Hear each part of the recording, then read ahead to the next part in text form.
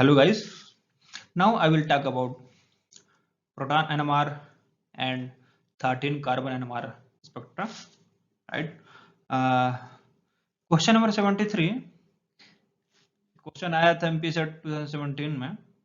Number of signals in the proton and 13 carbon NMR spectra of anthracene are. ठीक है, तो पूछना क्या चाह रहा है उन्होंने कि जो एंथ्रासीन के स्ट्रक्चर, एंथ्रासीन कंपाउंड है, उसमें कितने प्रोटॉन एनएमआर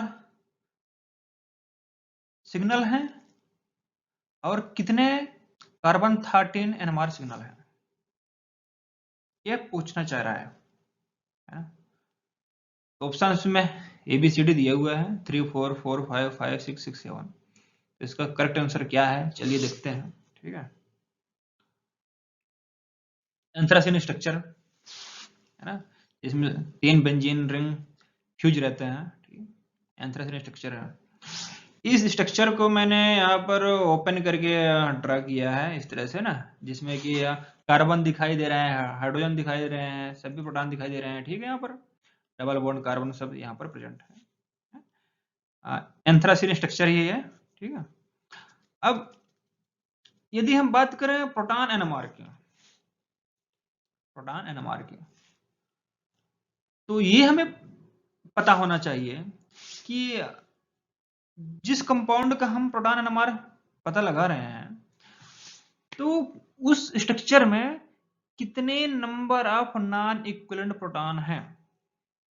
ठीक है, कितने number of non equivalent proton हैं. जितने number of non equivalent proton होंगे उतने एनएमआर सिग्नल मिलेगा, उतना ही हमें एनएमआर सिग्नल मिलेगा.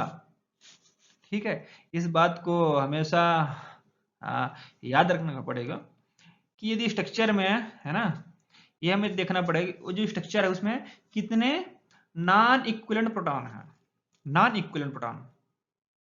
ठीक है, तो जितना नॉन इक्विवेलेंट प्रोटॉन होगा उतना ही हमें एनएमआर सिग्नल मिलेगा, प्रोटॉन एनएमआर सिग्नल मिलेगा.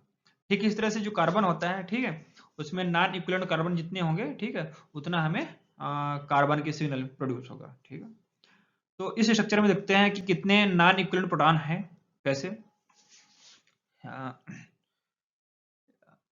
ये स्ट्रक्चर है इस तरह से. ठीक है, यदि हम इसमें प्लेन लगाएंगे तो वर्टिकल प्लेन इस साइड से आएगा इस तरह से, है ना, यहाँ से भी लगा सकते हैं. ठीक है ना, यदि मैं इसको इस तरह से ड्रा करूं, है ना, लाइन एक लगाऊं यहाँ से इस तरह से, ये कट रही है पूरा. ठीक है, ये पूरा, और या तो फिर ये बीच इस तरह से आप इसको काट सकते हैं. ठीक है, वर्टिकल लाइन काट सकते हैं.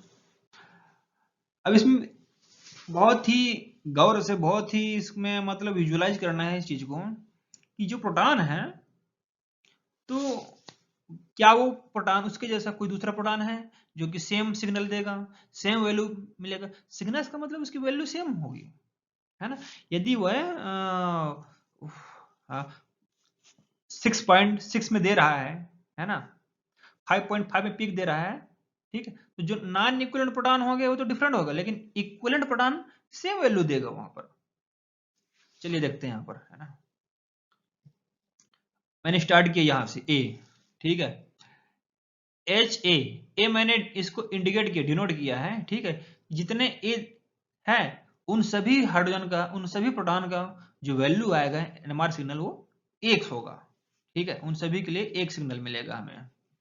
तो ये देखिए, ये कार्बन में जो हाइड्रोजन है, यदि एक यहाँ पर अपना भी कुछ तरीका होता है देखने का, समझने का. ठीक है, ये कार्बन है, प्लेन लगा देंगे, प्लेन के बाद फिर क्या मिलेगा आपको, सही आंसर नहीं मिलेगा. ठीक है, कि प्लेन लगा दी, काट दिया और हमें सही आंसर मिला है कि जितने कार्बन हाइड्रोजन उसको डिवाइड कर दिए तो उसे वो हमें आंसर मिल जाएगा. नहीं, ऐसा नहीं है. ठीक है, ऐसे में गलत होने के चांसेस है यहाँ पर. ठीक है, तो यहाँ पर अच्छे तरीके से समझिए कि सपोज ये इस कार्बन में हाइड्रोजन है, तो इधर से जब हम चल रहे हैं और देखने में क्या दिखाई दे रहा है, सिमेट्रिक मॉलिक्यूल दिखाई दे रहा है कि नहीं, सिमेट्रिक मॉलिक्यूल है. ठीक है, इधर गए तो एक कार्बन के बाद एक कार्बन फ्यूज है, ठीक है, और इस साइड जब चलेंगे इस कार्बन के रिस्पेक्ट में 2 कार्बन के बाद ये फ्यूज है, ठीक है, इसके लिए हो गया। ठीक, इसके लिए इस कार्बन में हम क्या करेंगे, इस साइड से जाएंगे तो 1 के बाद ये कार्बन फ्यूज है, और इस तरफ चलेंगे तो 2 कार्बन के बाद ये कार्बन फ्यूज है। तो मतलब दोनों साइड जब जा रहे हैं तो इन दोनों के लिए क्या है, सिमिलर हमें स्ट्रक्चर मिल रहा है, सिमिलर एटम मिल रहा है वहां पर हमें, ठीक है। तो इन दोनों की वैल्यू क्या होगी, सेम होगा ना, जो वैल्यू आएगा जो भी है ना, डेल्टा वैल्यू हमें मिलेगा एनएमआर से वो सेम होगा, ठीक है, इन दोनों के लिए सेम सिग्नल होगा। ठीक इस तरह से इधर भी यही है, ठीक है, ये कार्बन ठीक एग्जैक्ट इसकी जैसे ही है, ठीक है, इस कार्बन में जो हाइड्रोजन है ना, इसकी वैल्यू भी इसी के एग्जैक्ट सिमिलर होगा। तो 1 2 3 4 जो 4 हाइड्रोजन है, ठीक है, ए मैंने बताया है, this is one set of non equivalent proton, एक सेट बन गया ये He। तो 4 हाइड्रोजन की जो सिग्नल मिलेगा वो एक जैसा होगा, ठीक है, 1 2 3 4 ये 4 हाइड्रोजन की सिग्नल क्या मिलेगा, एक जैसा मिलेगा Ha वालों का। अब Hb की चलें, Hb तो ये Hb और ये H, ठीक है, ये वाली Hb है ना और ये Hb, इन दोनों के लिए सेम सिग्नल रहेगा। कैसे, ये कार्बन है, एक कार्बन किस जुड़ा हुआ है, इस जंक्शन पॉइंट से, ये कार्बन भी जंक्शन पॉइंट जुड़ा हुआ है, इधर चलेंगे 2 कार्बन मिलेगा, मतलब सेम है ना, इन दोनों के लिए सेम स्ट्रक्चर मिल रहा है, सेम एटम मिल रहा है, ठीक है। ठीक इस तरह से इसमें भी क्या है, सिमिलर मिल रहा है हमें। तो इस कार्बन और ये कार्बन दोनों Hb और ये Hb, ये 4 हाइड्रोजन के लिए एक सिग्नल मिलेगा, ठीक है। तो ये एक सेट बन गया, बी वाला एक सेट बन गया, ए वाला तो बन चुका है, ठीक है, बी वाले में भी 4 प्रोटॉन है, उसका एक सेट बन गया, 2 सेट तैयार हो गया। अब क्या छूट गया, ये HC को देखेंगे, ठीक है, H और C, ये दोनों की जो सिग्नल मिलेगा वो एक जैसा मिलेगा, ठीक है, क्योंकि ये कार्बन दोनों साइड क्या है, जंक्शन पॉइंट जुड़ा हुआ है, ये कार्बन के दोनों साइड क्या है, जंक्शन पॉइंट जुड़ा हुआ है, ठीक है, जंक्शन है, ठीक है। तो मतलब सेम है ना, दोनों के लिए एक सेम ग्रुप ऑफ एटम जुड़े हुए हैं, है ना, चाहे इस साइड से जाओ चाहे उस साइड से जाओ, लेफ्ट राइट जिधर जाना उधर जाओ, ठीक है, सेम मिल रहा है हमें, ठीक है। तो इसके लिए भी 2 यहाँ पर प्रोटॉन है जो कि C है, तो 3 सेट ऑफ प्रोटॉन यहाँ पर मिल गए हमें, A B C, हमें कितने मिले, 3 सेट ऑफ प्रोटॉन। तो इक्विवेलेंट और नॉन इक्विवेलेंट में अंतर है, ठीक है, इक्विवेलेंट उसे बोलते हैं जिसकी वैल्यू सेम होगी, जिसकी सेम सिग्नल मिलेगा, जैसे ये HA है और ये HA, ये क्या है, इक्विवेलेंट है, एक दूसरे क्या है, इक्विवेलेंट है, इन दोनों की जो वैल्यू आएगा वो सेम होगा। यदि आ रहा है 5.5 तो इसके भी 5.5 होगा, इसके भी 5.5 होगा, और इसका भी 5.5 होगा, इसका भी 5.5 होगा। इन सभी के लिए एक सिग्नल हमें एक सिग्नल हमें प्राप्त होगा, ठीक है। अब यदि ये प्लेन वाला सिस्टम लगाएंगे यहाँ पर, कि हमने यहाँ पर वर्टिकल प्लेन लगा दिया है, तो देखोगे तो 1 2 3 4 आ रहा है यहाँ पर, तो ऐसे में हाँ 4 क्या, इसको भी काउंट कर लोगे तब तो ये 5 पहुंच जाएगा, जबकि गलत है ना। यदि आप इस तरह वर्टिकल लाइन लगा दिए, दोनों साइड हमने काट दिया मॉलिक्यूल को, और वहां पर देख रहे हैं एक साइड का हम काउंट कर लेंगे, तो 1 1 2 3 4 हो गया, ठीक है, इसको भी लेकर चलेंगे तब तो 5 हो जाएगा। तो ये गलत है, यहाँ पर आंसर नहीं मिलेगा, ठीक है, उसको समझना पड़ेगा। तो इसके लिए जो करेक्ट आंसर है इसमें, है ना, कि इस स्ट्रक्चर में नॉन इक्विवेलेंट प्रोटॉन 3 है, hence this compound will produce 3 NMR signal.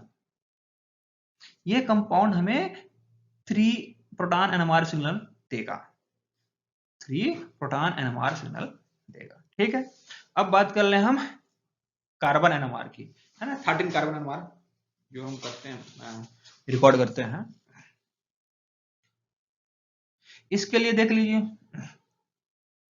ठीक वैसे ही जैसे हमने हाइड्रोजन देखा था, ठीक है, ठीक वैसे ही जिस तरह से हमने हाइड्रोजन को देखा यहाँ पर, ठीक वैसे ही ये कार्बन मान लें, है ना, जो HA है, HA से जुड़ा कार्बन उन सभी की वैल्यू सेम होगा, HB से जुड़ा कार्बन उन सभी की वैल्यू सेम होगा, है ना, HC से जुड़ा कार्बन उन सभी की वैल्यू सेम होगा। तो HA से कितने 4 कार्बन है, इनकी वैल्यू 1 हो जाएगा, एक सिग्नल मिलेगा। इस तरह से B वाले 4 है, इनके लिए एक सिग्नल मिलेगा, C वाले के लिए एक सिग्नल मिलेगा। तो बच कौन सा गया, ये कार्बन है ना, ये भी तो 1 2 3 4, ये जो कार्बन है जंक्शन पॉइंट में, जंक्शन में फ्यूज, यहाँ पर है फ्यूज पॉइंट, जंक्शन पॉइंट, तो यहाँ पर 1 2 3 4 इसके भी सेम मिलेगा, इसके भी सेम वैल्यू आएगा, इसका भी सेम वैल्यू, इसका भी सेम वैल्यू। तो ये 4 कार्बन के लिए एक सिग्नल प्राप्त होगा। तो टोटल कितने हो गए? यहाँ पर 4 सेट ऑफ कार्बन बन रहे हैं हमें, यानी कि 4 नॉन इक्विवेलेंट कार्बन हमें मिल रहा है। ये भी है ना, 4 तो हाइड्रोजन थे, 3 हाइड्रोजन थे, ठीक है, नॉन इक्विवेलेंट। तो 3 कार्बन, 3 सेट ऑफ कार्बन भी होगा नॉन इक्विवेलेंट। लेकिन ये भी छूट रहा है, इसको भी हम काउंट करेंगे 1 2 3 4, इसके लिए एक सिग्नल मिलेगा। टोटल हो कितने नॉन इक्विवेलेंट कार्बन, कितने 4 हैं।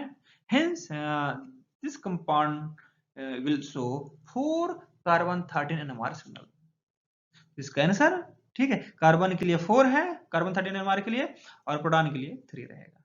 ठीक है, इसका जो करेक्ट आंसर था वो ऑप्शन ए है, राइट। तो बहुत ही अच्छे बेहतरीन तरीके से आपको उसको विजुलाइज करना पड़ेगा, सीखना पड़ेगा, समझना पड़ेगा, तभी आप इसको कर पाएंगे। Next, naphthalene. अब ये मैं बोल रहा हूं आपको कि आप लोग इसको करिए, प्रैक्टिस करिए, ठीक है, देख के समझिए कि कितने NMR सिग्नल इसमें प्राप्त होंगे और कितने 13 कार्बन सिग्नल प्राप्त होंगे। ठीक है, राइट। तो थैंक यू।